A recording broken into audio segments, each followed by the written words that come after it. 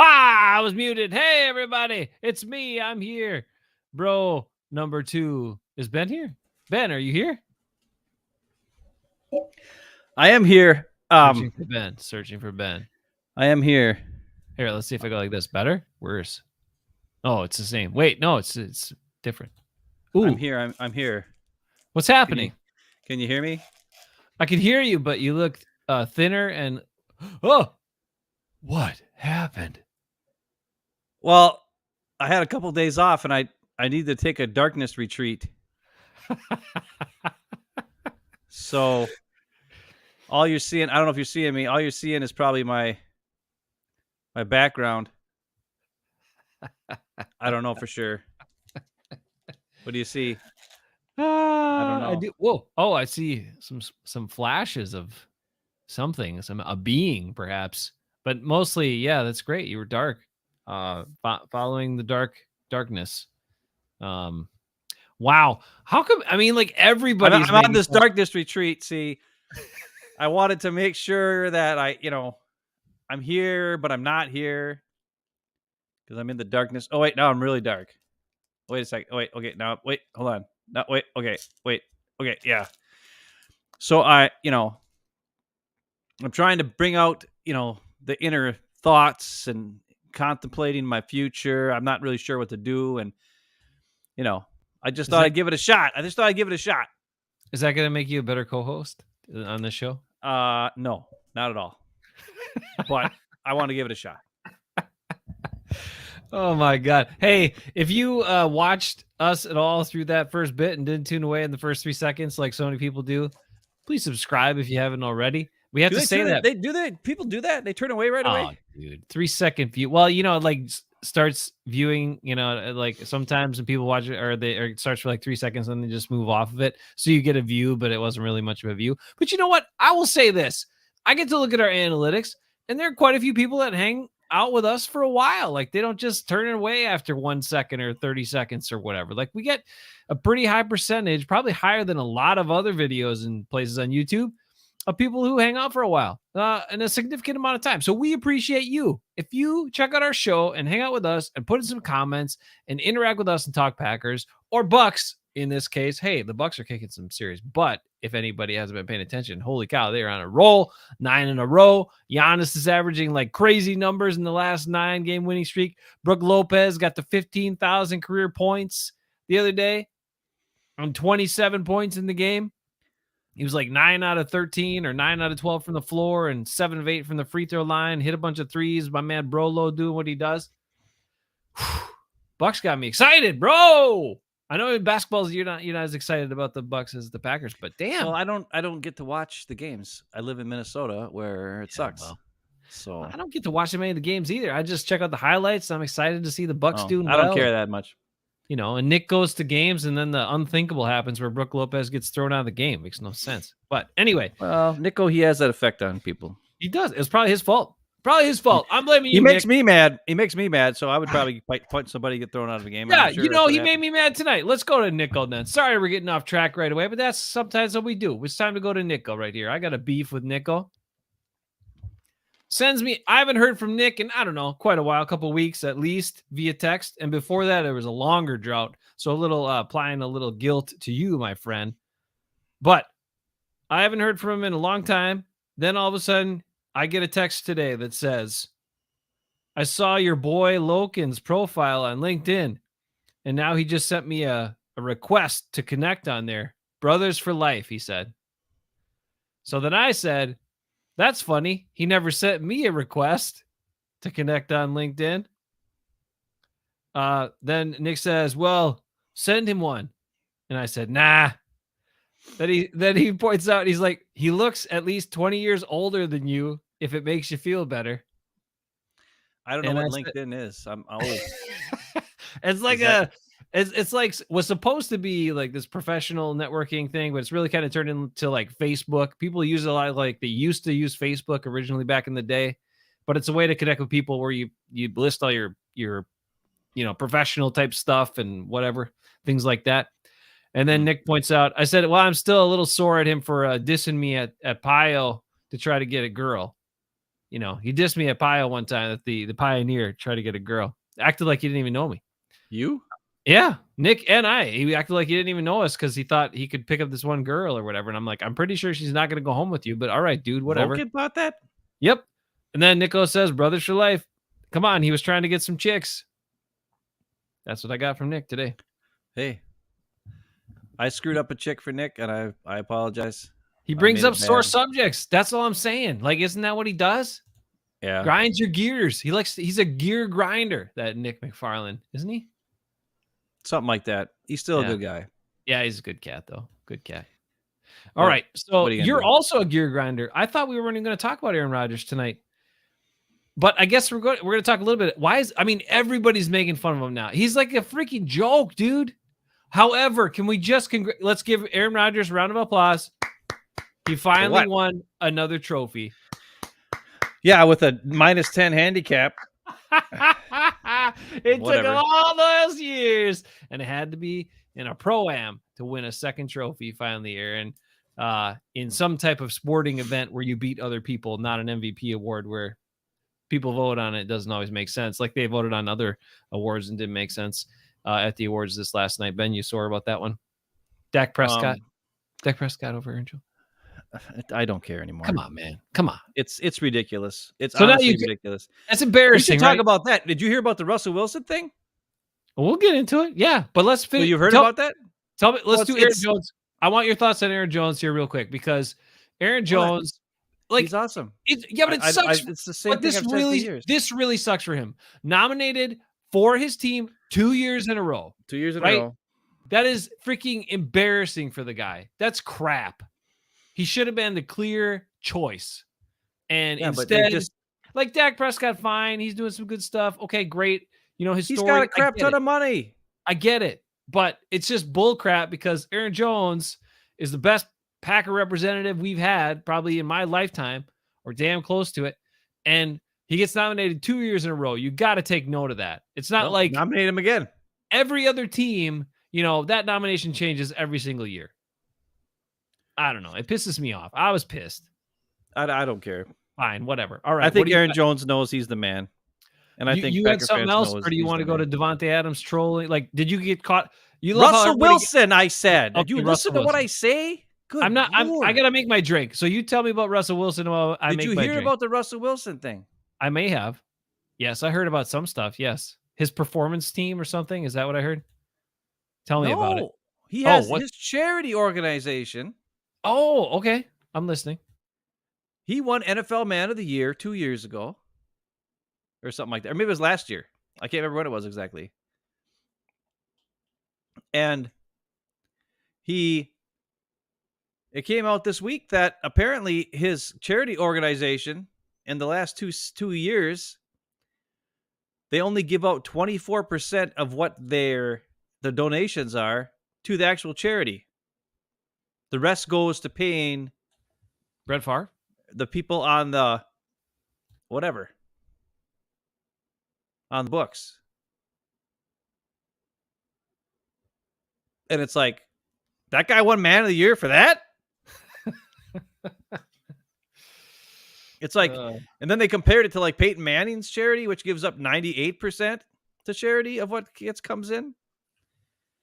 And some other ones that are, usually it's about like 75% or something like that to charity. And the rest is to, for you got to pay people to expenses, people that work there. Right. I mean, but Russell Wilson's charity is 75% or something goes to 3 people. He's only got 3 people that work there. and they're making like $200,000 and $100,000. Well, And so first of all, he's not getting much in charity, and he's making a crap ton of money. Why doesn't he put some of his own damn money into the charity? fair point. I mean, what the crap is that? It's you know that I work for nonprofits for a bunch of time. I know you time, do, right? Forever, basically. and I know what that is all about. And what happens is, a lot of them are heavily scrutinized, and every dollar and every penny and all this sort of stuff, especially depending on where you get your money from. Like there can be a lot of reporting, a lot of extra crap you got to do. So the majority of them are on the level, and it's good stuff. And then you get situations like that, but there are people that can take advantage of it, right? Dress it up like a nonprofit and then pay the people that work there like absorbently high salaries. And yeah, I mean, because you can pick whoever the hell you want to run it or, do the operations if it's your charity. So that's unfortunate to hear. I thought we were talking about his team at the facility and Sean Payton's comments. No, I don't care about that. Oh, all right. What I'm just trying to point out, that's the guy who won NFL Man of the Year last year or whatever. So it doesn't matter to me anymore. It's obvious they don't know jack stuff, right? Nobody knows anything. I know Aaron Jones is the man. You know Aaron Jones is the man. Packer fans know Aaron Jones is the man. A lot of the people in the NFL that are just fans of just regular NFL fans know Aaron Jones is the man and the NFL Man of the Year every year. So I hope Aaron Jones knows that we all know he is. And don't worry about what the freaking NFL voters, and apparently it's voted on by the people who've won it in the past. Like that's who votes on this stuff. What the? That's why it's always quarterbacks every fucking year. Oops. Oh, because these assholes just vote for themselves. Yeah, those poor quarterbacks with all Wait, the Russell money Wilson wasn't last year. It was the Rams offensive lineman. What's his name? Do we retire? Right. It was Russell Wilson was the year before. Right. But anyways, what I'm saying is this. It's obvious. The people that are voting don't know what the hell they're talking about because there's former players who are idiots who won the thing. And whatever. Aaron Jones is the man. Don't worry about it. The other one is Garrett Wilson, was the offensive rookie of the year. He had 1,000 yards, but he had like 2 touchdowns or some crap. All I know is Christian Watson was way more dynamic and way more in half the season, scoring TDs and like 100%. Game changing. Way more than freaking. And Garrett Wilson played every game, right? He was all 17 games. Yeah, and he sucked. I mean, to get to 1,000 yards in 17 games, that really isn't doing a hell of a lot. Let's be real, okay? Tell it to Alan Lazard. No, I understand he didn't have the best quarterback ever, but Alan Lazard, I get it. But anyway, so it's annoying to me because I was like, hey, I was really looking forward to it. That was the one award I wanted to see, and a Packer hasn't won it in forever. We talked about that before. A Packer has not. Only Bart Starr won the early version of this award before it was Walter Payton Man of the Year, and it was just NFL Person of the Year, whatever the hell it was. Like he was the initial winner of the award. Then nobody won it. No Packer won it until Jim Flanagan 1 year on the Packers way back in like 99. But he didn't win it for the stuff he was doing as a Packer. He won it for probably the stuff he'd done before he was a Packer as a Chicago Bear and set up all that stuff during that time. And he was the last guy, the last Packer to win that award. That's from a team that never has guys that are a pain in the ass, that never have guys that are like really, they're not known for having trouble guys or getting in trouble with the law, doing bad stuff, whatever. The worst guys we got are our 2 prima donna quarterbacks of the last 30 years as human beings, as people. Like Aaron Rodgers is a freaking joke. Like, let's be real about it. He's a joke. And then Brett Favre, did you hear the latest on Brett Favre? Yeah. How he's suing Pat McAfee and Shannon Sharp for defamation.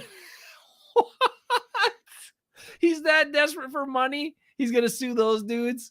Come on, Brett Favre. What a shitty human being. Come on. I guess he's desperate for money, though. He probably blew through all that cash he made. Well, yeah. Ridiculous. All right. I didn't mean to start the show with all that. I just got fired up. I'm like, ridiculous stuff. I wanted to talk about this. Of anybody that's pops in here, and David's on. David, how you doing? I think some other people are hanging out. Maybe not waking up yet. Maybe not commenting yet. But anyway, did anybody get wrapped up in all the Devontae Adams trolling and the Darren Waller, all this stuff with the Raiders. Oh my gosh, and all these people, all the big media people, all reacting to it. Mike Greenberg's like on the edge of his seat every day on Get Up. Oh my God. Like David says he's down in Mississippi watching this. Hey, but like, did anybody? Hopefully, you guys didn't get all caught up in all that Davante Adams stuff. Davante Adams just playing around with people, trying to get reaction, just like Aaron Rodgers. That's all he's doing too. It's like, don't let yourself get all wrapped up in that. There's no hope to any of it.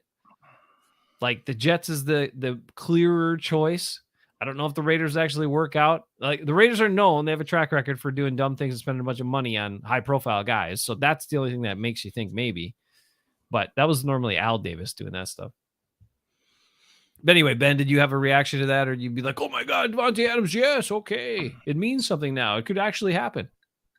I don't care. Well, you were the one. I just want him not on the. I just want him gone. I don't care how, when, where, what. What I'd rather see is the Packers say, we're going to trade you to wherever the hell we want to trade you, and then you can retire if you don't like it. Because either way, whether they trade him or whether he retires, it's $40 million on the books this year, and then we're done with him. Wash your hands. It's done. So just trade him. Who cares if he doesn't want to go? And if he comes back and says, I want to come back and play for you, good God, Goody, trade his ass. Please. Trade him to the Texans. Trade him to a team who stinks. Yeah. And then he can retire if he wants. Sure. Why not? Well, I mean, it's really funny, right? Because everybody's like, well, I mean, he's come out and said he doesn't want to be part of a rebuild. And he, wants to, I mean, we all play these games for the Super Bowls and or something. He tried to allude to that. Like, no, come on, man. You haven't been playing for Super Bowls for years now. Let's be honest. You've been playing for you and the money. And now you can't even be top. You're not going to be top of anything anymore. You're not going to be number one in a single quarterback stat anymore. I just can't. You know what I can't wait for, Jason? I can't wait for when we say Aaron and we're talking about the Green Bay Packers. Yes. It's known that it's Aaron Jones we're talking about. Speaking of Aaron Jones. There's no longer two guys, the same name on the same birthday on the same team anymore. Look at this. David, we are too smart to get trolled. Good. Well, sometimes. Look, Darren Waller got he did a little TMZ interview that I saw, and he was saying, oh, it'd be lit, blah, blah, blah. I'm like, dude, you're a tight end. You think he's going to throw to you? He ain't throwing to you. He ain't throwing, especially if Davante's on your team, buddy. Get ready to get about 40 targets the whole year, and Davante will have 150 targets. No, he'll have more than that. He'll have 171 targets. Darren Waller thinks he's going to get the ball. That's funny. That's hilarious. That is pretty good. And Josh Jacobs said he signed back for less maybe if they got Rodgers. And I'm like, Josh Jacobs, talk to Aaron Jones before you do that. Because you're going to get a lot of your carries are going to be turned into runs. Just so you know. But he's not run solutions. I'm sorry. Run solutions. But Ben, he's not worried about probably accumulating stats. Because he even said, I watched his interview with him, right? Because the Super Bowl week, a lot of guys got big, long interviews and different platforms, all these different media sources. So we got to catch some of them. I watched Josh Jacobs one, and he said with Sims and Florio, and he said how he doesn't want to play too long. He wants to retire by the time he's 30, still be a young guy, not end up being beat up, play with his kids, like all that sort of stuff he wants to be able to do. So I think for this contract, he said, hey, I proved I can be productive. Now give me some money. And now, if I got less carries, but I'm still getting all the money, I'm okay with that. Well, at least he's honest about it. I mean, right? Because I think they even asked him, would you be okay with like kind of a share or a reduced, role as you get older and all that stuff? And he's like, yeah, whatever they want to do. I mean, and look at it. If you pay him all the money, who cares, right? So running backs get one chance to make money. Yeah. One freaking chance. That is it. And they don't even get that much. They don't get drafted high anymore, right? Hardly anybody drafts running backs in the first round or where they're going to even get a decent rookie salary. Hey, Lee, how we doing? And so this is their only shot. It's after that second contract, because after that, they're too old and they're getting nothing. So they got to ball out and get abused and used like crazy in their rookie contracts where they're not making enough. Then they get one chance. And after that, and that usually they kind of screw them, backload the contracts, weave out of it after a couple of years, so they don't even get all that money. So I think it was a really good point. I think Chris Sims said it on the end of that, saying, because they don't want to be franchise tagged either, and running back should not be. They should be exempt from the franchise tag because of that, because their careers are so short and because they only get one chance to actually get a decent contract. I think that would be a good rule, but the NFLPA should fight for it. Well, it probably won't happen. The other thing that's interesting to me that always is shocking is there's positions where to have a really good player can have a really huge impact because it's such a dynamic position where you have to be able to do a lot of different things. And every one of those positions is the least respected on the team, other than quarterback, of course, which is the most. I mean, they have the most to do, obviously. But running back, tight end, safety, and linebacker all have to be able to do multiple different types of things, and they all make the least amount of money. Even center, I would probably be put in there too, but especially tight end, running back, linebacker, and safety. Those positions have to be able to adjust on the fly. They have to be smart players. Yeah. They have to be physical players. They have to be able to do covering, like a defense, cover, tackle, shed the blocks, blitz at times, all kinds of different stuff. And then on offense, between the tight end, you got to be able to block, catch, run, pass, freaking run block, pass block, all kinds of stuff, move motion. Running backs have to do all that same stuff, catch out of the backfield, obviously run the ball, pick up the blitz, all these different things. And you watch the positions that are getting paid, wide receiver, left tackle, what do? They go back and do the same thing every time, left tackle. They do the same motion every single time. They have to do one thing and do it good. Most of them aren't that good at run blockers either. I know. And then receivers, what do they got to do? Just run the route and catch the ball. Well, don't get me wrong, catch the ball. Some guys can't even do that. I get it. Mm-hmm. Corners, just cover the outside. Pass rushers, just beat the guy. Zadarius Smith, just beat your one-on-one. Get your guy. Don't be aware. Now, guys that are aware are awesome. Don't get me wrong.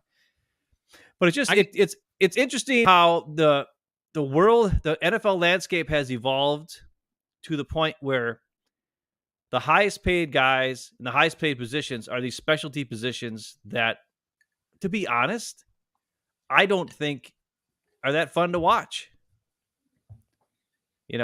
But the other thing that's really difficult is it's the positions that the fans look at and say, ooh, because it's the big hits, it's the sacks, it's the big play downfield, it's all that kind of thing. It's the protecting the quarterback so he can make the big play downfield.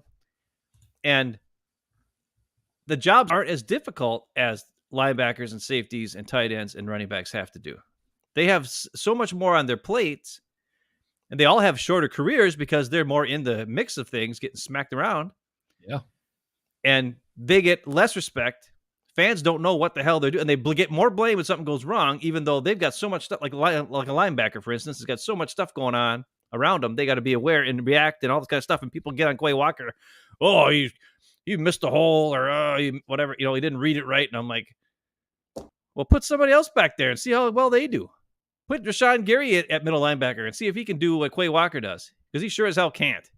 But yeah, that guy is probably going to be making, 3 times the amount of money that Devondre Campbell makes. Even though if you put Devondre Campbell at the same spot that Rashawn Gary's at, he could probably do almost as good. But you put Rashawn Gary at Devondre Campbell's position, and he couldn't even freaking do anything there. Or Preston Smith for sure couldn't do anything there.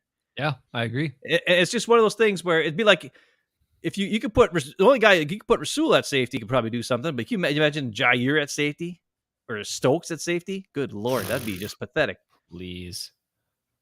Yeah, no, Wyatt at middle linebacker. I don't know about that, but I just thought about that the other day, and I was just thinking because, like you said, I watched that Josh Jacobs interview too, where he said, and when he said that, he's like, I want to retire by 30. I was like, wow.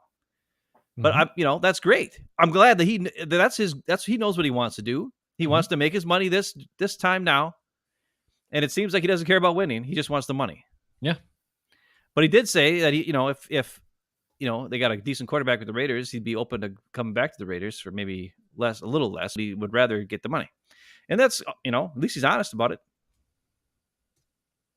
Right? And I don't know that the team has really shown him they know what the hell they're doing to win. So whatever. He's Good. and look at the crazy Not by stuff getting he's rid of gone Derek through. Carr. Right. And look at the crazy stuff he's gone through during his short career. I mean, the Raiders Yeah. have been a total mess, right? Disaster. A disaster. So he's probably like, shit, I'm playing this game. Take a big contract I can get, make some money, and get out of here while I still can and still function and be okay and not, be limping for life or worse. So I get all that 100% too. Um, Look, we've talked about it. What you're just saying. I mean, I don't understand it either, to be honest. And I get it. I get, I think that's why.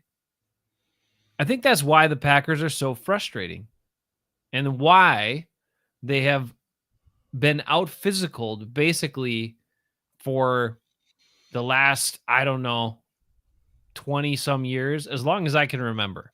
The Packers would meet up against a physical team and get their asses whipped, right? Just physically get Well, whipped. they didn't in 1996, 95 Well, right, because they had to get when they had guys like Craig Newsome and Wayne Simmons and, right. guys like that, along with Reggie and Santana and Yeah, Gilbert, who could hold up and smack some guys around. But yeah. not since then, not since those days where they got physical, because after that, it was not like that at all. Though I think So Charles Woodson got physical when he was, but he's like the only right, guy who would. there's some exceptions in here, and there's like some things throughout over the years that this guy or maybe this defense was a little more physical or this offensive line was a little more physical or whatever. But in general, they've they've met teams that are way more physical than them. And what are we talking about in the Super Bowl? Everybody's talking about the Eagles probably win because they're gonna win up front. They're gonna win on the Yeah. offensive line, the defensive line. And if you do that, you probably win the game. So, and those are the guys, those aren't any of the guys, most of them that we're talking about here that make all the money, right? And you and I have talked about this in the past. I don't understand. The guys in Well, the on the Eagles, they do. The Eagles actually spent a lot of money on their defensive line and their offensive line. fair They enough, have yes. they have veterans on the offensive line, like because their quarterback only makes like $1 million a year right now. Right. He's only making Right. $1 million, so they could afford to pay their defensive linemen. So their pass rushers, their defensive linemen are veterans who are making some money. I mean, they got Dominican Sue on there along with Cox and all these other guys, right? And their Yeah. offensive line got Kelsey, and their two tackles are veterans who are really good. Freaking So Dominican Sue. Why does he keep resurfacing all the time and playing on like a wing? I'd Because take he's him on the Packers. well, I would too. He's a freaking monster. Jesus. He But it's just is. annoying how he's like signs these 1 year contracts. You think he's retired, and then he comes back for a team that's going to be in the Super Bowl again because he's a guy you could rotate in, a guy that's that Yeah, physically strong and big and nasty. Packers could use that. No kidding. Why don't we ever do that? But I'm trying to get around to this point, and I've gotten off track a couple times. But we've talked about the importance of the guys in the middle, the guys that can make the most impact on the game, or the guys that can be involved in the most plays in the game. Corner to me is not that like outside corner, like Jair Alexander, not that impactful to me. He just isn't. Like he finally had 5 interceptions this year, but do you know what? Jair Alexander never does anything with his interceptions because he's not a guy that anticipates. He's a guy that covers well and generally sticks with guys pretty well. And there's value to that. I get it. But he's not a guy who anticipates or reads or even understands what's going on most of the time. Like he's like the complete opposite of Rasul Douglas. Okay? Right? He's more physically gifted at sticking with guys and all that and covering man coverage guys. But he's not that good at anticipating, understanding, trapping, doing any of that. He got a couple of garbage picks again this year. Josh Allen throws a bad ball when he shouldn't have, and he threw it low, thinking it wouldn't just kind of a throwaway. And Jair, credit him, he went and got it. Great. But he couldn't do anything with it. He was just down right there. I'm just saying, like, he'll make an interception, but it's not that impactful of an interception most of the time when he finally Okay, made him. I But just got to say one thing to you, because here's the thing: what? you got to stop. What do I got to stop? Saying that the You Packers you stars who really make a bunch of money aren't as good as everybody thinks they are and all this stuff? Yeah. okay? Well, here's the thing: I'm going to tell you people the kind of truth. yeah, well, it's not. You're getting a little overboard on some of them. Like Kenny Clark, he stinks. That guy you Elton can go Jenkins after. is not that good either. Elton Jenkins is okay, He's but okay. but he's not that great. But Jair, you talk about him like he's a scrub. He's not a scrub. He's I'm not actually saying he's a decent. scrub. I know, but the way you talk about him, like it's not impactful. If he He's not intercepted that. the ball, it's He's not. impactful. He He's turned not the that ball over. impactful. They stopped the defense couldn't stop him otherwise, and they got a turnover. Ben, before this year, he had 5 picks in 4 years. Okay, and this year he got 5 this year. Yeah, congratulations. Okay. Anyway, all right. Let me finish this point. I'm just saying, it's not just a. It's not just. He's actually somebody who's actually halfway decent on Right. the team. I get it. He's way better than Kevin Clark is. Way better. Fine. He's better than Kevin King. Whatever. Okay. Fine. Well, he's way better than Kevin King by like a million. Kevin King might have tackled better. Anyway. Okay. So here's what I'm going to say: is I don't understand this whole idea about fixating on those positions to me that aren't that impactful. An example is this: Nick Bosa wins Defensive Player of the Year. Nick Bosa had 51 tackles and 18 and a half sacks. So just a bit over 1 sack per game. Yeah, I know. 1 sack, just a tiny bit over 1 sack per game, and 51 tackles total in 17 games in a 17-game season, and that guy's Defensive Player of the Year. How impactful is that? I don't get it. I don't get it. Like, I want people that are more involved in more plays. If you're involved in more plays, you have a chance of making a bigger impact on the game.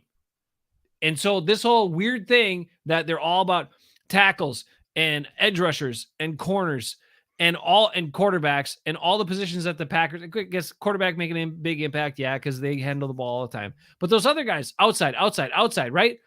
There's not a lot. Like, you can completely eliminate them from the game if you want. So I don't understand this fixation on that. And then it leads you exactly back to the Packers draft strategy, which is always draft those positions every single year early and prioritize it. Maybe that's why we're not tough enough. Maybe that's why we get physically manhandled, because we sit there and try to go after those positions and we're not worried about the guys that are involved in 80% of every single play on either side of the ball. It frustrates me now the more I think about it. Damn. Anyway. Well, I agree with that, except that they have addressed the middle of the field in the last couple of years with high draft picks. They just haven't been that great. Or they haven't played. I mean, Josh Myers, second round pick, obviously he's pretty bad. Or at least inconsistent at best. Devontae Wyatt couldn't get on the field until the last couple of games after, Lowry got hurt. Well, why did we play him earlier? I don't know. It's dumb. Maybe he would have made an impact. They did draft a middle linebacker with 22 overall, that pick last year. Yeah, he made an impact this year. He played pretty good. Was he dumb and smack guys late and do dumb crap? Yeah, you got to fix that. But otherwise, he made. I think Goody is seeing his errors and he's trying to adjust it and make moves. They also drafted running backs in AJ Dillon, a fullback in Josiah DeGuara, who I think is one of the best players on the team, most consistent players on the team, though he never gets any respect from anybody. So he was a 3rd round pick. Dillon was a 2nd round pick. So they've actually addressed those positions a little better under Goody's reign than they ever did under Ted Thompson's reign. But the other thing was this, and Ted Thompson and especially Ron Wolf would do this. Ron Wolf would sign free agents who were veterans at those key positions but they were like low priced free agents, but they were guys who'd been around for a little bit. And they were able to impact the team. And hungry guys, right? That probably maybe were playing for that championship or something. Well, Bernardo was a free agent. He wasn't drafted by the Packers. Right. Gilbert Brown wasn't drafted by the Packers. He was drafted by the Vikings. And so you're talking about different players who at the middle of the field type positions where the Packers in the past would make moves on those type of things, right? Mm-hmm. And I think this under Goody here, they're trying. The problem is the way the NFL has gone with the price tags, and the Packers always feel like their guys have to be the highest paid guy at every damn position that they're at. It forces them to overpay these 1st and 2nd round picks or whatever that aren't even that great because they don't want to lose them. Like Jenkins, obviously they overpaid him. Jair overpaid him. They're overpaying Aaron Rodgers by $1 million, all that stuff. But I do think that Goody has done a pretty decent job of trying to fill stuff. The other thing I think people need to remember is And this was brought up also with other players I heard interviews with. They're asking players where they want to get signed to, and a lot of them are like, "Oh, a place with no taxes or no state tax." A lot of these players don't want to go to a state that has tax. They also don't want to go to Wisconsin, to be quite honest. They might like, Right. be a Pack. The only guy who said he wanted to be signed by the Packers was Taylor Heineke that I saw this week because he's a Packer fan. So he wants to, yeah. he's because they asked him like, where would you want to go? Because you're a free agent.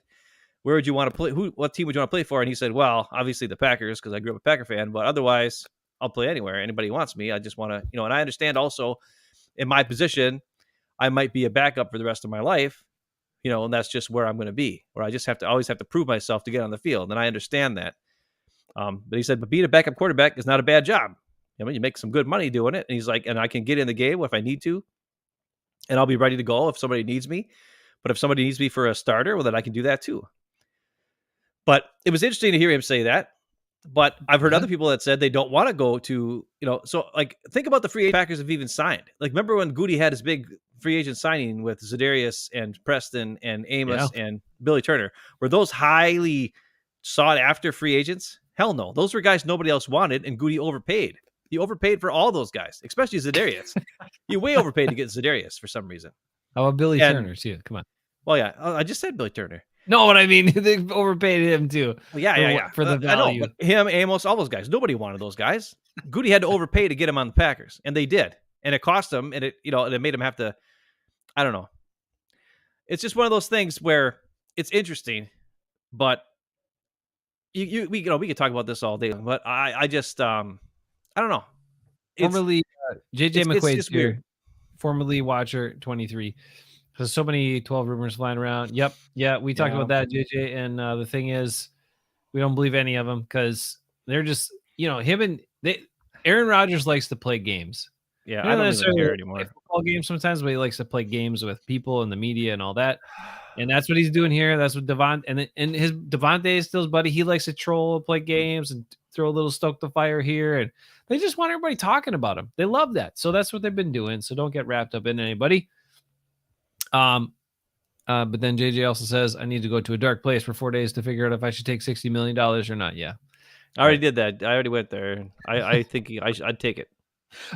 Did you see Charles Woodson's interview? No. Okay. So I saw his with Rich Eisen. It was pretty cool. Cause he was just making fun of Rodgers the whole time. Like they were talking about that stuff and oh my God, he's making fun of him for all that. But he also said that he thought it'd be great if Rodgers went to the Raiders. He's like, yeah, I think it'd be great. I think it'd be great too. Me too. I think it'd be great if he went to any other team than the Packers. Let's do it. And then the other part he said was, the cool part was that he had this idea because there are only 10 players in the history of the NFL that have been Heisman Trophy winners and won a Super Bowl. And maybe it's won a national championship. No, Heisman Trophy winners and won a Super Bowl. And so he wanted to, so he's an executive producer, one of the executive producers for this idea. And they're going to air it this weekend. They're airing it, I think, tomorrow. That Fox helped him put it together and backed it up. And he got to sit down and interview and talk with the 10 guys who have done it, who have done that. There's only 10 of them in the history of the league. So, and he's one of them, of course. And he made this whole documentary about it. So I thought that was pretty cool. He's like, it's a very small group when you look at all the players in the history of the NFL. And those guys have that one shared experience. It's pretty cool. Rick does not want Rodgers going to the Raiders. Sorry, Rick. Oh, sorry, Rick. It's going to happen. Or something. Hopefully it's going to happen. I was going to say, since you're plugging something, I'm going to plug something. I heard, and I normally do not care about this player, and I do not care what he does or what he's doing. But I heard that earlier today that Tom Brady on his latest podcast, his Let's Go podcast. Let's go. They had Bill Belichick on there. Mm-hmm. And I wanted to listen to it to see what it was like to hear, because they were on there at the same time. So, usually Belichick's like, and doesn't say anything about anything, right? Except for Aaron Rodgers. He always says how great Aaron Rodgers is for some reason. Anyways, you should, if you really want to listen to something good, that podcast, just the part with Bill Belichick, by the way, the rest of it's crap. But the Bill Belichick and Tom Brady is really good. Like, it's really, really, really good.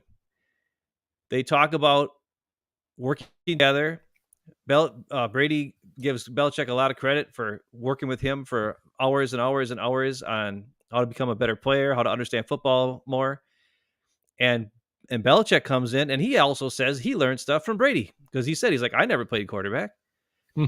And Brady would come off the field and he'd say, yeah. And I'd ask him, like, why didn't you, I'd yell at him. I'd be like, why didn't you do this or whatever? And Brady'd be like, well, the left tackle fell down and missed his block, so I had to worry about that. And then the guy didn't cut it angle right, and he told him like 3 different things or 4 different things that happened on the play, and he threw the ball away.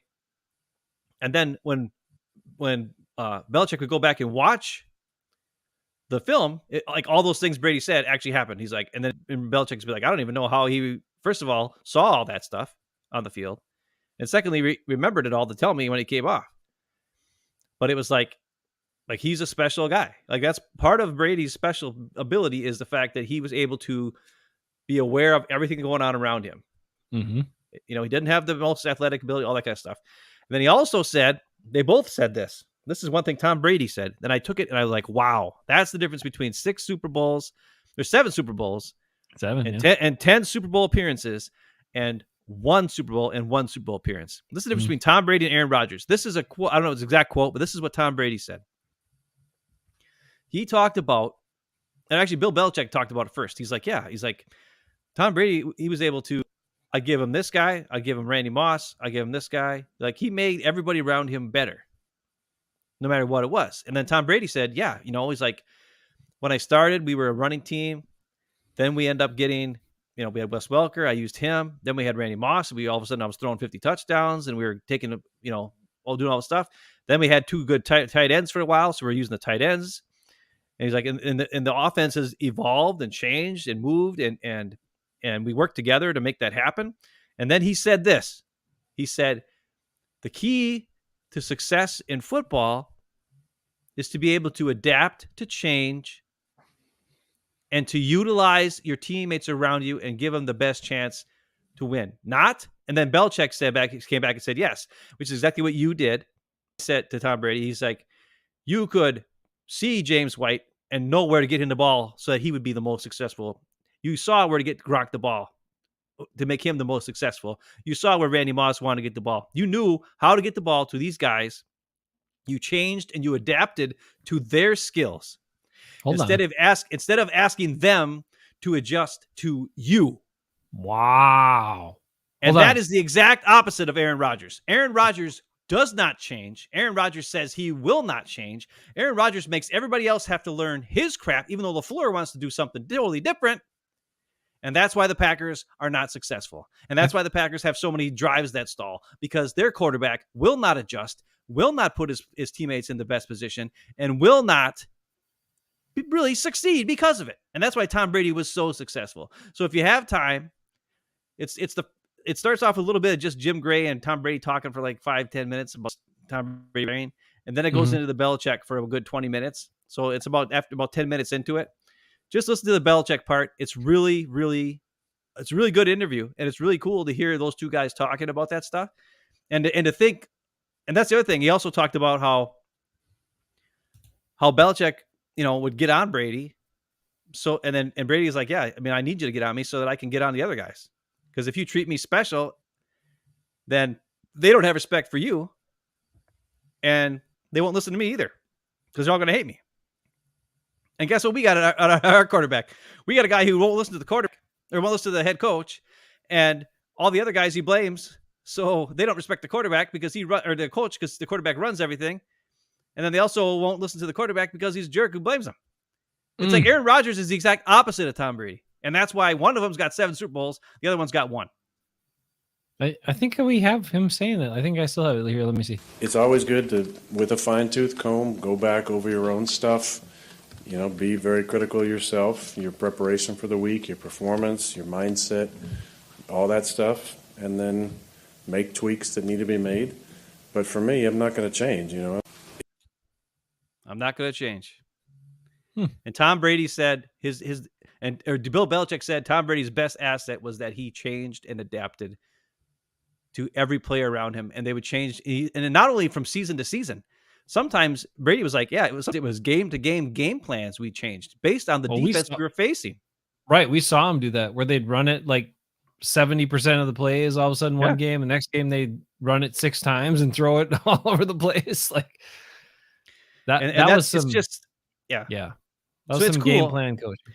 If you got time to listen to it, it's on YouTube too. Just look it up, Let's Go podcast, and just put Belichick in there, and then it'll show up. But and it's way better listening to those two guys talk about it, listen to me blabber on about it. But and I know I hate Tom Brady. I think he's a jerk and an idiot, but not an idiot. But I mean, I don't like him. Yeah, I like him a little more like Aaron Rodgers. That's not saying much, trust me. But I do have respect for him, and I think that's the key. When you listen to this interview or this podcast, you hear the respect those two guys have for each other. You and should then you also think about the respect that Aaron Rodgers doesn't have for Mike McCarthy. Yeah, and why that relationship fell apart. And that's the other thing, because the coach couldn't get on the quarterback anymore. The quarterback became bigger than the team and bigger than the coach, which is funny because back when Aaron Rodgers beat Brett Favre for the first time when he was a Viking, after the game, Aaron Rodgers said, "No one player is bigger than the NFL." After the game, there's a quote that he said, because I put it on Facebook and it showed up the other day, a while back. So he said that. How he changed. Aaron Rodgers said that about Brett Favre, and now he's exactly the same thing. Right around, again, I think it was around 2014 is when it all changed. I think that was kind of like it was starting after the success of 2011, like him becoming the MVP and all. It's kind of started the things rolling. But then by I think 2014 was his last straw when McCarthy made some blunders and they had all those ridiculous things that happened where they lost the game, right? And lost a chance to go to the Super Bowl in 2014. That's where Aaron Rodgers was like, "That's it. Because they weren't aggressive in the second half of that game."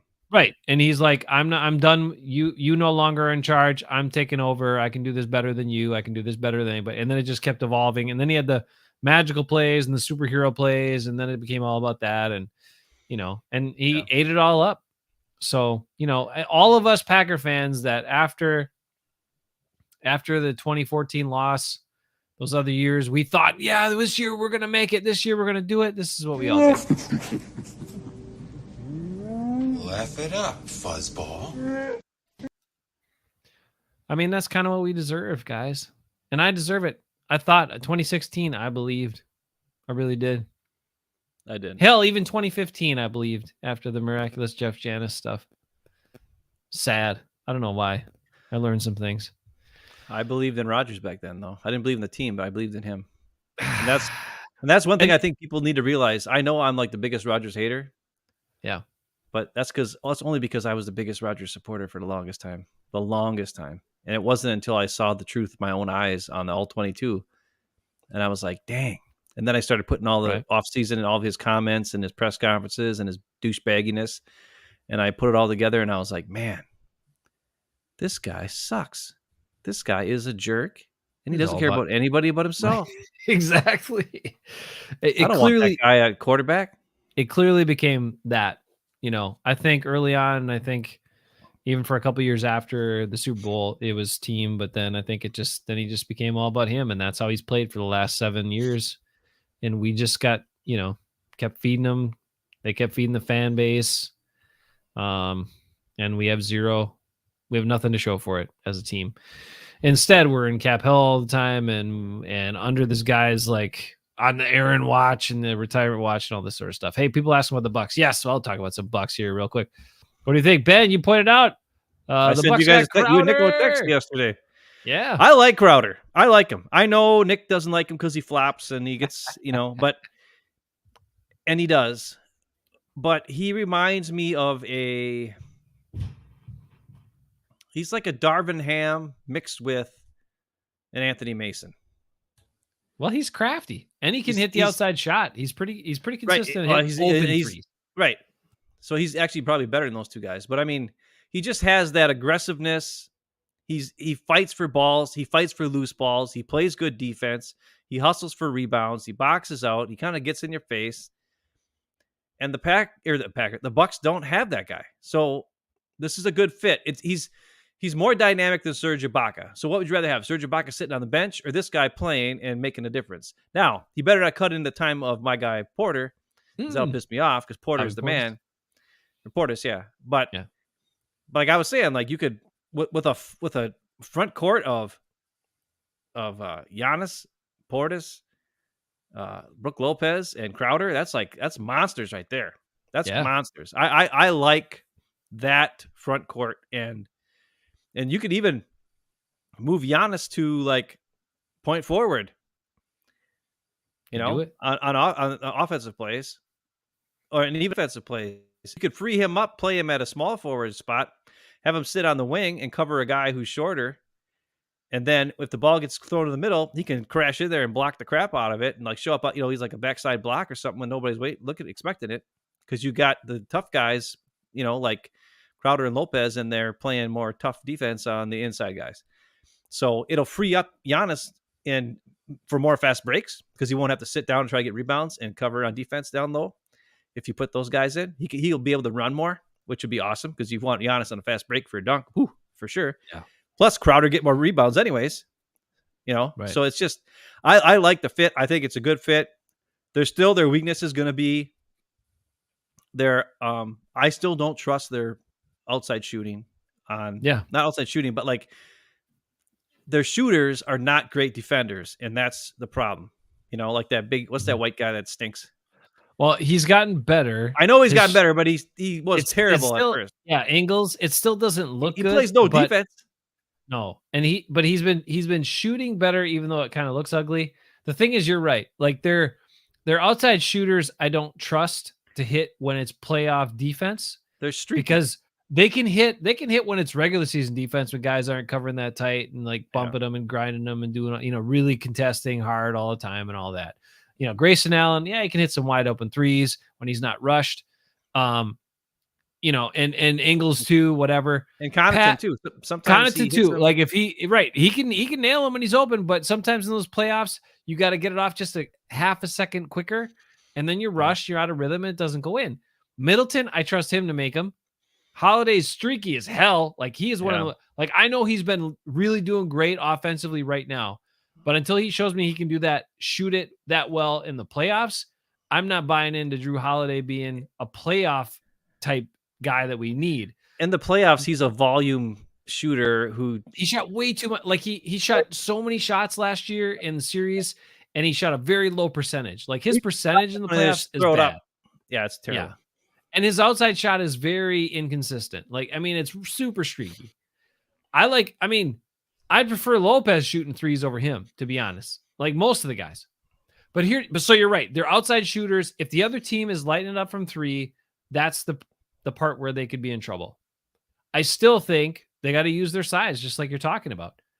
If the other team wants to light it up from three and try to bring in all these little guys, pound the hell out of them. Throw it into all your big guys. Take all those easy twos and make them keep up with you. If they're really nailing you their threes, okay, they'll probably still beat you. But good chance they're not going to do that throughout the game. And if you just keep pounding inside with big guys that are overmatched on these little guys and get all the boards, like you should be able to win a series. You should be able to win a series against basically anybody, unless they're falling down all the time like the Celtics and get a bunch of foul calls. But Crowder gives you the thing about Crowder, couple things. He gives you another bigger guy that if one of the big guys gets in foul trouble because people are flopping, that helps you out. Okay, good. You didn't use Serge Ibaka like that. So this is a big upgrade. I know they give up all these picks and blah, blah, blah, but that's fine. We're trying to win championships here. We're the Bucks. And the other thing about Crowder that I like is he's different than Portis in that Crowder is not going to, like Portis at some point, like he'll do some of the stuff. He'll do the dirty work, but then he wants to get his shot. Like he wants to score points. He wants to shoot. He does. Crowder's like, hey, I could score 2 points this game. I don't care. I'll do all the dirty stuff the whole game and I get like 2 shots. Fine. Or maybe this game I get like 7 3-pointers and 10 field goal attempts or 12 field goal attempts. Cool. I'll still do all the dirty work and I'll take the offense when it comes to me. I'm not going to be like, I got to get my shots up now. So you need a guy like that. You absolutely have to have a guy like that. Lopez plays that way. You need another big guy like that you could rotate in. because Giannis is going to be the focal point. Middleton's going to be a guy that you got to utilize. Holiday's going to have the ball in his hands a lot. So you need another guy that's not looking for a shot, but when the other guys are in trouble, he's open for a shot and he can do something with it. And that's what Crowder brings. So yeah, I like it a lot. I really do. That's my summation. I like his mentality. That's all. Yeah, and maybe he flops every now and again, but you know what? That's fine. You're going to play the Celtics. You're going to play the Celtics. You got to have a guy that's going to do it back to him. He's aware. Like, he's not a guy who's just kind of hanging out. You know what I mean? Like, I don't know. I just think he's a veteran who has got a lot of years of playoff basketball underneath him. Yep. And every time the Bucks have gone against him, I've always hated him. I've been like, dang it, I hate that guy. Why? God, why can't they cover this guy? Why can't they stop this guy? Why is he always freaking getting in the right spot to get an offensive, that's what he does. Charge. He does smart to the right things. spot. Yeah. Right. He does smart things, and he's a physical, aggressive player, and he's exactly what the Bucks didn't have. And I think the key piece to putting him over the top, to be quite honest, I like him. I like it too. And not like they had to give up a lot. I mean, Jordan Oro was a nice young player, but they got other guys. He doesn't even see the court that much. Beauchamp, a lot of people like him, and he's been playing sporadically, but he's kind of the similar guy. He's probably better right now than Noro was as a rookie, and he's a rookie, so he's a guy that could grow into that role and take up some minutes, and even be a guy that in future years maybe he becomes a feature like number 3 guy. Who knows? But we'll see. Right now, I like them keeping the core together, and I've said it a bunch of times, like, I love Brook Lopez. He's awesome. He's a really important player for this team. He does a lot of stuff that people don't notice. He's just such a huge body too, that if you watch people try to drive in there, I mean, people can outquick him. I get it, but they do a lot, just so you know. But he is one of the best help defenders that they have. He's one of the best help. Like, he blocks a lot of shots when he's coming over and helping out and coming late, and he's so damn big. He's just a mountain of a man. I know, he's a great personality. He's a great personality and great team guy, and he doesn't give a crap about how many shots he puts up either. I mean, he'll shoot it. He'll score 30 points if you give him a chance to, or he'll score 5 points, and he doesn't care. The big problem, though, is when teams get him switched on a small forward or a shooting guard or something, and he can't stick with them, and he gets his butt kicked. But then that's a defensive. Like, the Bucks need to adjust defensively. Well, see, that's the thing. That's why I think with Crowder now, they have a guy who might be awareness enough that when that does happen, and Brook Lopez does get beat off the dribble, Crowder can maybe get over there and get in the way and do his flap, and then get a charge or something. I don't know. Or he gets up and covers him, or I don't know. But you're right. We'll see what happens. But that's the only weakness. Is that Brolo learned how to take guys off the dribble from Vin Baker. He totally credited Vin Baker all that. Okay, that's great. You've seen him take guys out. I showed you highlights of him taking guys off the dribble. It looks slow, but it's effective. And he credited Vin Baker for all of it. So anyway, that's another cool thing. Vin Baker being a coach for the Bucks is a pretty cool story. From where that guy, when he played on the team, sorry we're going on NBA here. Sorry, Zero, you're not an NBA fan. But yeah, I'm glad you respect Giannis. Giannis is awesome. The Bucks are an amazing team. So if you don't like the NBA, you should check out the Bucks, and you might actually start to like the NBA. But the thing is, look up the story. They're the only likable team in the NBA. Yeah, look up the story of Vin Baker. I mean, the guy was on the Bucks on a terrible team. Was terrible teams, and was the only thing they had for a while, and then got traded to Seattle after he was a very good player, was outstanding on Seattle, and then fell into all this stuff. His life fell apart.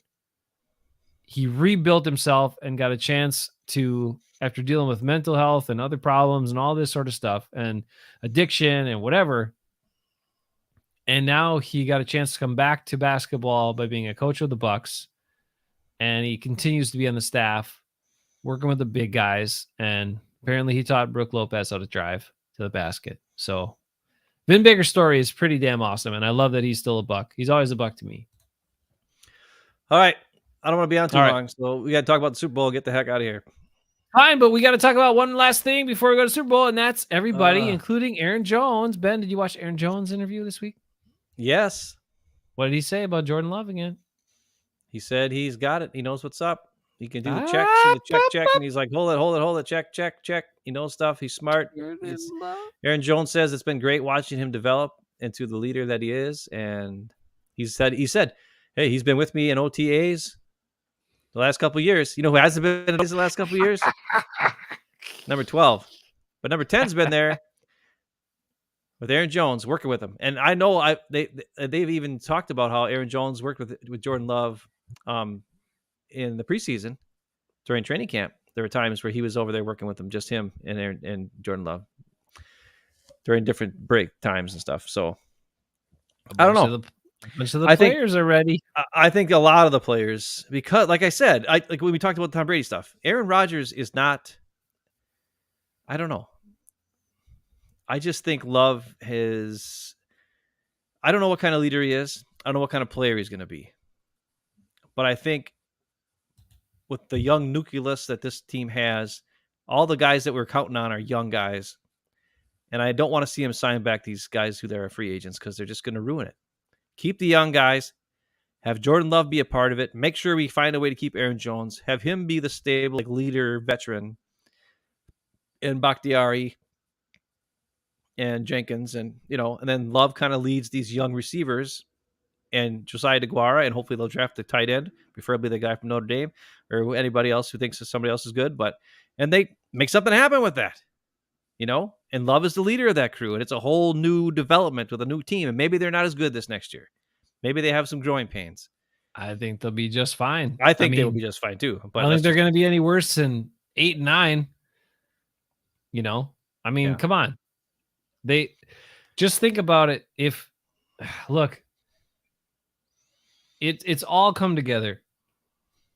Everybody's talked about the growth of Jordan Love, the development. This season, I said it before, as this season has gone along, prior to this, the Packers didn't believe in him enough. That's why they gave Rodgers the contract. But here we are, and they're looking at everything that's transpired, and they're looking at how he's developed, what he did in games, what he did in OTAs, what he's done with the team, and all of those opportunities that Aaron Rodgers gave him. Thank you, Aaron Rodgers, for staying away and giving Jordan Love all that time to work. And they all said it. He looks like he's ready to go. He's a starting caliber quarterback. It's time. Lean on, if he has struggles, lean on your running game. Lean on your tight ends. Lean on that. Make it easy for him. There are ways that a coach can make it easier for a young quarterback or a struggling quarterback. So you have all that. But what we saw when he came in the Philadelphia game was he's just letting it rip. Reading stuff, throwing the guys that were open and letting it rip. And utilizing the guys, getting the ball in their hands and letting them do what they can do with it. So you look at all these young receivers to go along with him, man. Come on. It is definitely time. Let's see. I thought Zero wanted me to retire here at the end of the year, but he's saying Jordan Love, so he corrected it there with Jordan, not Jason Love. All right. Let's see. Ben, all right, so the Super Bowl, we'll finish up here on the Super Bowl. Level floor combo, Zero says, could be legendary. Maybe we'll find out. I don't even care. I just thought of one more thing. I just want to be competent. I just thought of one more thing. The new secondary coach, the new cornerbacks coach they just hired. Oh, yeah, right. Was the cornerbacks coach from the Arizona Cardinals who had Rasul Douglas on the practice squad. So I'm not very confident that this guy's going to be able to be a good coach. So I'm a little concerned and not happy with this this coach hiring. Because we were excited about someone that was smart enough and saw enough that they were going to make the move to have Douglas play safety this year, which they should do. If they're determined in having Stokes on the field and they don't have strong enough safeties, Douglas could be a great safety like we talked about. But that requires a coach that sees that knows the player and that has vision to utilize the player in that spot. And I don't know if this guy does, if he couldn't even see he was good enough to be on your team. Right. So that's what scares me. So we'll wait and see. But all I know is this: when Rasul Douglas came to the Packers, he said he had never been coached like that before. He said that Jerry Gray worked with him individually so much and helped him. Like he never studied film like he did under Jerry Gray. He never looked for tendencies and understood things like he did when he was with Jerry Gray. Mm-hmm. So it's obviously this guy. I mean, obviously the Packers don't know how to communicate in the secondary, and that's a reflection on Jerry Gray from last year and the year before. But it's apparent with me that Jerry Gray was at least a good individual one-on-one coach with these guys and teaching them techniques and what to look for on film and what to look for in the game when something happens. That this guy who was the Arizona Cardinals obviously didn't teach Rasul Douglas that when he was there. Or when he was with the Eagles before that. So not this coach, but Rasul Douglas. But I don't know. It's just concerning to me that a guy who had Rasul Douglas on the practice squad is now their defensive corners coach and passing game coordinator, or defensive passing game coordinator. And maybe that wasn't his call, or maybe he didn't have enough influence in those decisions. I have no idea. But you'd think if you thought the guy was good, you'd be playing him or fight for him or whatever. Wyatt says, people talking about Barry, and Zero was asking about, is this Barry's first season? Was that his first? No, it was the second season as DC. Wyatt says Sewell kind of broke out with us after 4 years in the NFL. He was average to below average. Actually, he was pretty good. He wasn't. He had limited stats, Wyatt. Yeah, he had limited opportunities his first couple of years, and then his only down year was the year before when he went to Carolina, and probably he was with a brand new team. He had probably different defensive approach, like all that sort of stuff. We've seen other good players have that happen too. Yeah, Doug Evans. Yep. Doug Evans actually went to Carolina and had the same thing happen to him. He was amazing with the Packers, went to Carolina and was just a guy because they made him play zone instead of man. Yeah, he was a man cover guy. But Rasul, like you said, also said he learned a lot from Jerry Gray. He did. So Jerry Gray quickly and abruptly left. I don't know. He's had enough. Some people are thinking that's a sign of bad things, and maybe it was. Maybe he was like, maybe he didn't want to play that soft. Maybe he wanted his guys to be aggressive, and Barry was like, no, we got to play off and we got to beat putzes. If that's the case, we're going to see it this year, and it's going to be a problem, and then Joe Barry will be gone. But hopefully it doesn't cost the Packers another season, because they should have made that decision before. Because that's probably will. Because Matt LaFleur always talks about wanting to be more aggressive. I know. From his defensive team, from his defense, and then we don't see him be more aggressive. And then I don't know what the hell's going on there. That's like a weirdest, because he said it publicly numerous times in press conferences, Ben, where he'll come out and say, we needed to be more aggressive here. He's done it. So what the hell's, why aren't you being more aggressive? I don't get it. Well, some players are. And that's the other thing. The one other thing that needs to be addressed is this. And I would love to ask Matt LaFleur this. I would love to get in a press conference and be like, hey, Matt LaFleur, I don't want to seem like a dick. However, on defense, it seems like the guys who are your best tacklers have all been frees you got from other teams. Those are the guys who are your best tacklers. Keyshawn Nixon, Rudy Ford, Rasul Douglas, Jaron Reed. Those are the guys who have the highest tackle rate on the team. So what are they getting taught? Like, and I understand they're taking it easy and they don't want to get injured in practice and all this kind of crap, but they got to be teaching something better than what they've been doing, because these other guys can't tackle worth the crap. But that's also part of the guys they're drafting, if they're not aggressive guys. And, Stokes, his bio coming out of college, he wasn't known as a tackler. So that's not like Goody didn't know that. Yeah, he absolutely is not. So I don't know, but that's just one of the things I'd ask him. I'd be like, dude, who's teaching these guys, or what's the coaching for tackling? And why is it that only guys coming here on their first year from a different team are the ones who can actually tackle, and the guys we've had for a long time can't? And they aren't aggressive. Though we've had some guys that have been signed that are new that can't tackle either. Like, Campbell, who's kind of sneaky, and Preston Smith, who arm tackles everybody and doesn't there. So I get it. But anyways, that's just something I thought about, was that defensive backs coach. I was like, yeah, it's true. Some people were, I don't know, not very excited. And he's the whole defensive or defensive pass game coordinator. So I don't know what that all incorporates. That must incorporate the linebacker coverage and everything else that goes into it, which whatever. I mean, look, just make it simple. Just like keep it simple for the guys and let them play. Like let them use their abilities, utilize them to the best of their abilities, and don't have them play 10 miles off. I don't know. It doesn't I'll seem like believe it it when has I to be see that. it. It doesn't seem like it has to be that hard, but they seem to always make it more complicated than it is. I just, with all of Matt LaFleur's repeated comments about how he wanted to be more aggressive and then they weren't, I never understood it. And then some people would ask him, like this last year, I noticed some people asking him more. And then he'd be like, well, I mean, you got to be careful about that because bop, bop, bop, bop, bop. Or, Yeah. well, I mean, when you do that, you got to be careful about this and da, da, da, da, da, da, da, da. And I'm just kind of thinking, has Joe Barry affected you to be more careful? Is he taking the aggressiveness out of you? Has he convinced you to not be aggressive, Matt LaFleur? I don't know. I don't know. It seems like he's been somewhat affected. All right, Super Bowl. Hey, Super Bowl. We're not in it I again. don't even know if I'm going to watch. For the 12, I'll watch this one for the 12th straight year. Not in the Super Yeah. Bowl. Packers. But two teams are the Chiefs again. God damn, are you telling me Patrick Mahomes has been in the AFC Championship game every single year that he's been a starter? That's what I just looked up.